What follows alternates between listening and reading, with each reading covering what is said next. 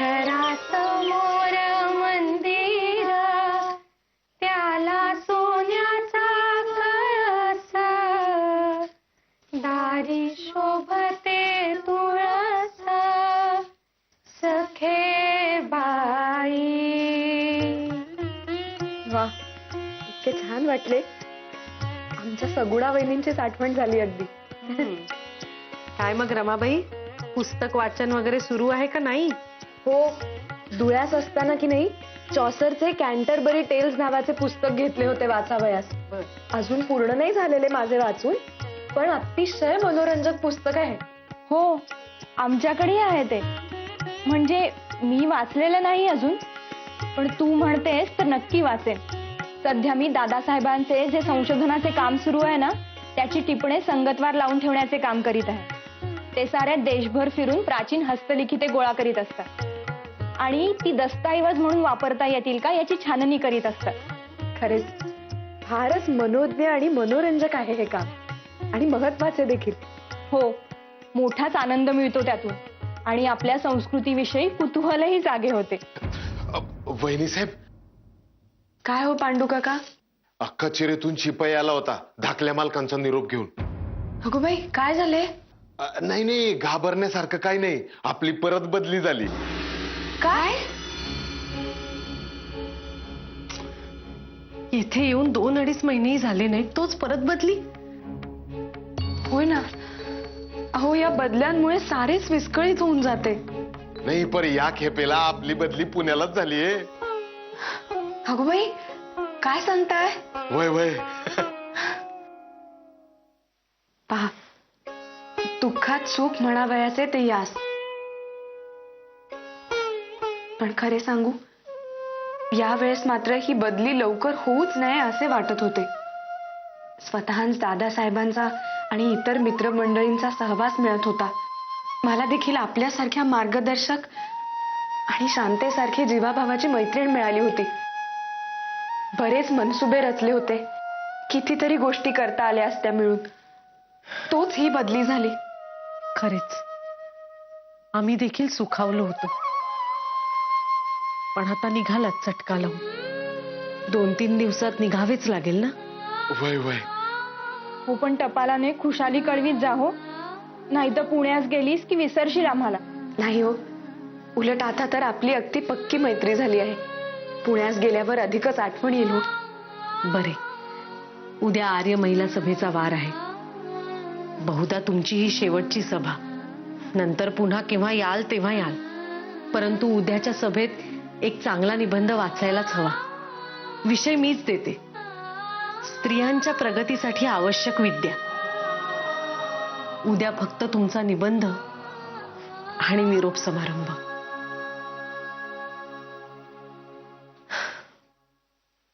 चालेल, पण या निबंधासाठी मात्र शांततेने मला मदत करावयाची. होय, नक्की.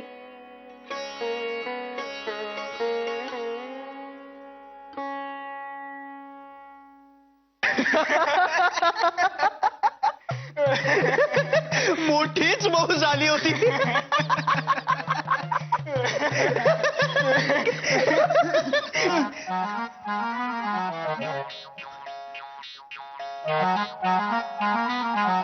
काय चाललंय हे? हा, काय रे? हा, वडीलधारी माणूस आसपास नाही म्हटल्यावरती लागलात ना खिदळायला? अरे लहान आहात का आता? हा, अरे कधीतरी जबाबदारीने वागायला शिका. आणि काय रे आबा, हा, स्वतःची बायको आजारी आहे ना, तिची विचारपूस करायला एकदा तरी गेलात का? नाही तर काय? हा, काय रे, माधवाची नुसती नक्कल करीत असतोस ना, पण माधवा तुझ्यासारखा नाही हो. घरात कुणी आजारी असला ना, तरी तो किती व्यापात असला तरी वेळात वेळ काढून विचारपूस करायला जातो. तू जातोस का? हा, ह्याला नुसतं टिवल्या बावल्या करायला सांगा, त्याच्यातच आमचे सारे लक्ष. अरे जा, विचारपूस कर तिची.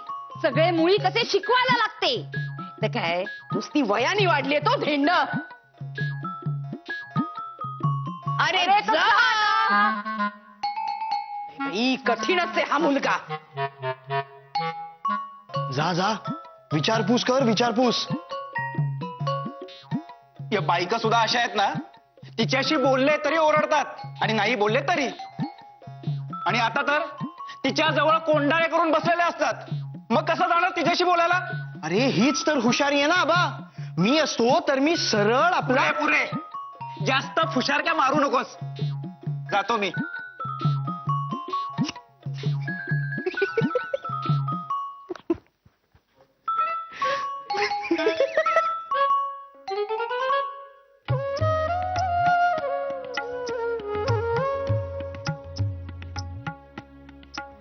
काय ग, काय झाले? शांते, परवाच्या गोदाबाईंच्या अनुभवावरून मला असे वाटते आहे की शिकणाऱ्या स्त्रियांस केवळ पुस्तकी विद्या शिकून उपयोग नाही, त्यांस जीवनाकडे बघावयाची नवी दृष्टी मिळावयास हवी. पण ही दृष्टी देणार कोण? ती काही अभ्यासक्रमात समाविष्ट नाही करता येणार. होय, आणि म्हणूनच असे मला वाटते आहे शांते, अन्नपूर्णाबाईंनी आपल्याला दिलेला स्त्रियांस आवश्यक विद्या हा विषय फार म्हणजे फारच महत्वाचा आहे. शांते, आपण साऱ्या जणी जशा आर्य महिला सभेत जमतो, तशाच इतर स्त्रियांनी सुद्धा त्यांच्या आसपास छोट्या छोट्या सभा भरवावयास हव्यात. तेथे या साऱ्या विचारांवर देवाणघेवाण व्हायला हवी. अधूनमधून या साऱ्या सभांनी एकत्र येऊन आपापसात चर्चा करावयास हवी. म्हणजे या मंथनातून आपल्या साऱ्याच जणींची दुःखे दूर करण्यासाठी जुटीने काय करता येईल ते स्पष्ट होत जाईल. उपाय की नाही ठोस आणि व्यवहार्य हवेत. स्वतः म्हणतात तसे कोणासही न दुखविणारे, आणि ठरविले तर प्रत्येकाच्या आवाक्यातले असावयास हवेत. मुख्य म्हणजे तात्पुरते नाही तर ते दूरगामी असावयास हवेत. किती मुद्देसूद बोलतेस ग तू रमा. खरे सांगू शांते, स्वतःमुळे माझ्या विचार करण्यासही एक स्पष्ट दिशा आली आहे बघ. झाले म्हणजे पुन्हा सारे श्रेय त्यांचेच.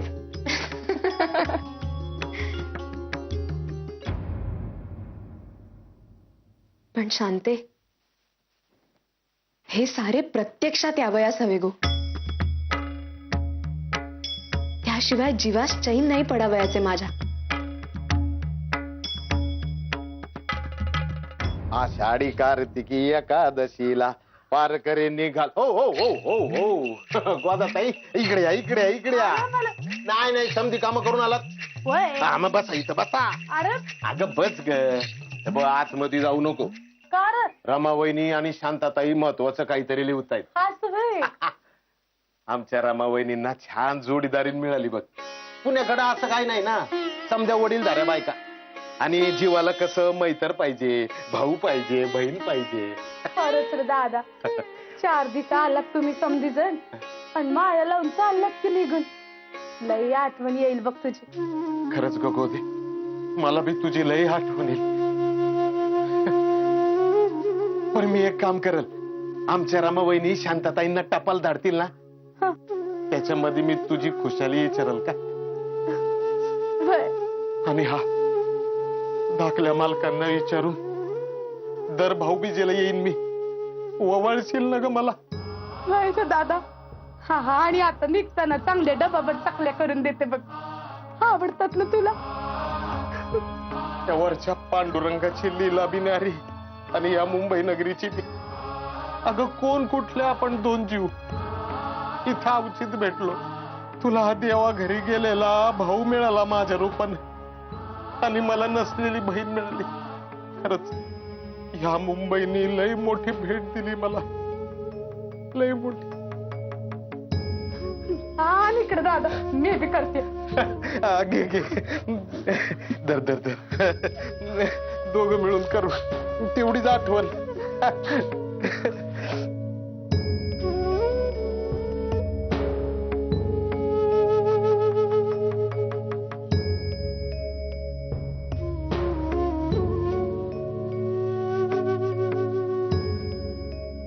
अहो, मी काय म्हणते, 2 दिवसानंतर आपणास पुण्यास जावयास निघावयाचे आहे. रमाबाई, उद्याच आपल्याला निघावयाचे आहे, म्हणूनच दुपारी निरोप पाठविला मुद्दाम. अगो बाई, अहो पण निरोप तर परवाचा होता. नाही म्हणजे असू दे, कपच्यातच झाली असेल काहीतरी. अगो बाई, पण म्हणजे मला घाईघाईने आवरावं असावे सारे. नेमक्या अन्नपूर्णाबाईंनी ही भरीस घातली आहे आर्य महिला समाजाच्या सभेमध्ये निबंध वाचून दाखवावयास. मी काय म्हणते, मी तो निबंध वाचून दाखवते. रमाबाई, आम्ही अत्यंत महत्वाच्या कामात आहोत. तुम्ही मागच्या वेळेप्रमाणे स्वतंत्रपणे लिहा. अहो नाही, निबंध लिहून झाला आहे माझा. चड्डीशी वाचून दाखवते, म्हणजे फक्त सुधारणा असतील काही तर लागलीच करता येतील ना मला. रमाबाई, सांगितले ना आम्ही महत्वाच्या कामात आहोत. बरे, मग मी असे म्हणत होते की निदान चड्डीशी डोळ्यात.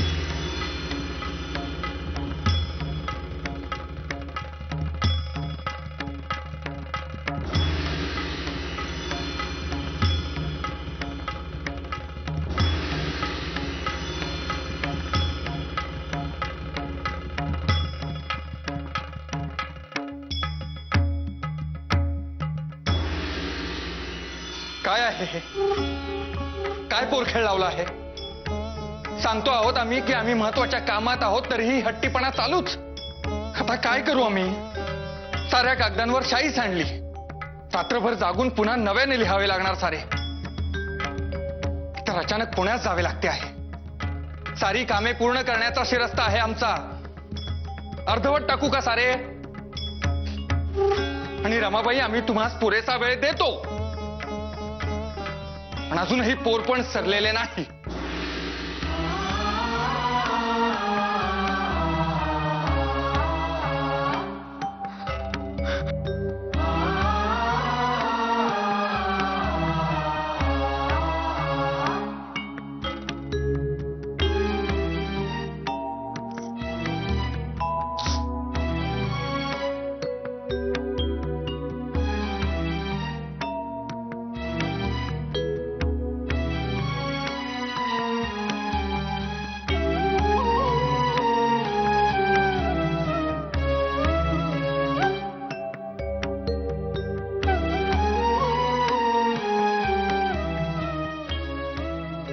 रमाबाई, न्यायमूर्ती आले नाहीत अजून?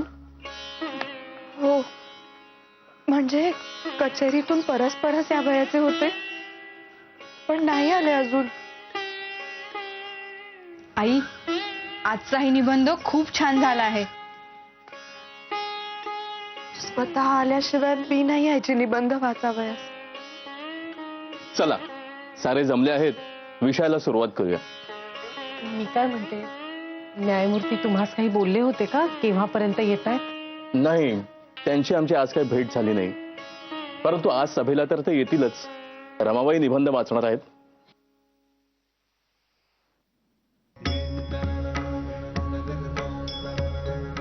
काहीतरी बिनसलेली दिसते, पहा बरे. आलेच.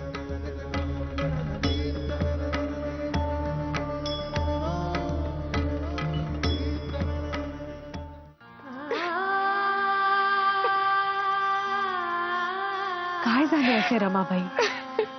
का अशा रडता आहात तुम्ही?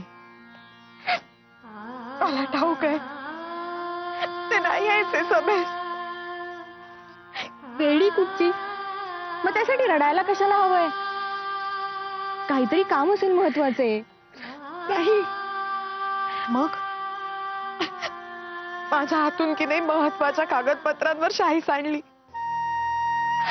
खूप रागावले हो माझ्यावर. आज सकाळी सुद्धा काही न बोलता तसेच गेले निघून.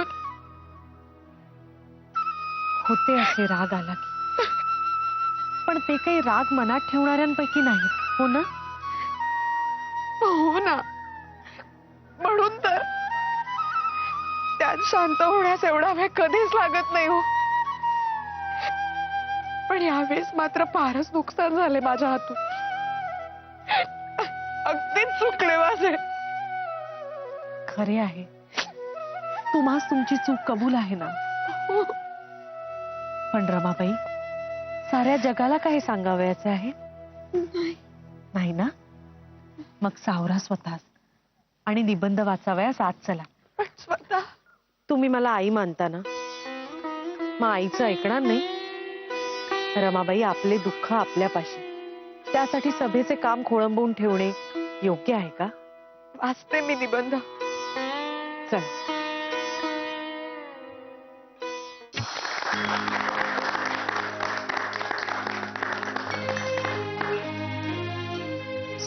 स्त्रियांस अवश्य विद्या कोणती?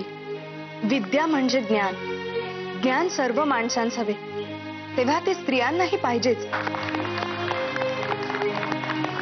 कित्येक स्त्रिया गायन वगैरे कला शिकतात. कित्येक स्त्रिया इंग्रजी, संस्कृत, गुजराती वगैरे भाषांचा अभ्यास करतात. भाषांचे व्याकरण शिकले म्हणजे भाषा शुद्ध बोलता व लिहिता येते. इतिहास शिकल्याने पूर्वीच्या थोर स्त्री पुरुषांची चरित्रे, लढाया वगैरे घटनांसंबंधी माहिती मिळते. भूगोल शिकल्याने देश, शहरे, नद्या, पृथ्वीचा गोल आकार वगैरेंची माहिती होते. यापैकी बहुतेक विषयांची स्त्रियांस आवश्यकता आहे. प्रत्येक स्त्रीस बहुत करून मुलाची आई व्हावे लागते. आईचा व मुलाचा जितका निकट संबंध असतो तितका पित्याचा नसतो. म्हणून आईस जर चांगले शिक्षण नसेल तर मुलास कुठून येणार? मूल चांगले किंवा वाईट निपजणे हे बहुत करून आईच्या सुशिक्षितपणावर अवलंबून आहे. म्हणून स्त्रियांस उत्तम शिक्षण मिळणे आवश्यक आहे.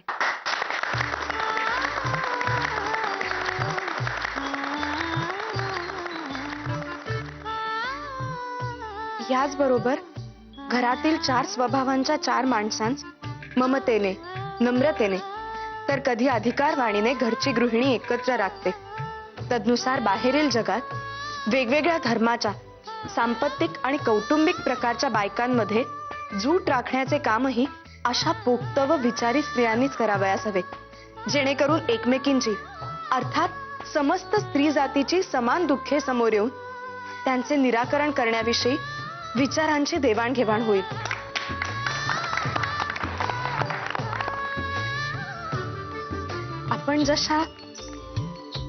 आपण जशा आर्य महिला सभेत जमतो तशा निरनिराळ्या ठिकाणी लहान लहान सभा स्थापून सर्व सभांनी नियमितपणे एकत्र येऊन काही समान सूत्रे ठरविली पाहिजेत. तरच स्त्रियांची जूट होऊन उन्नतीस हातभार लागेल.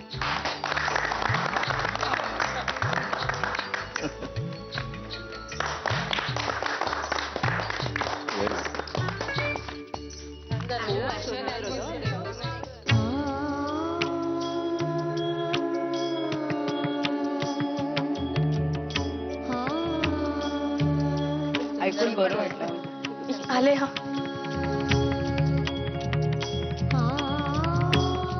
बघ बरे,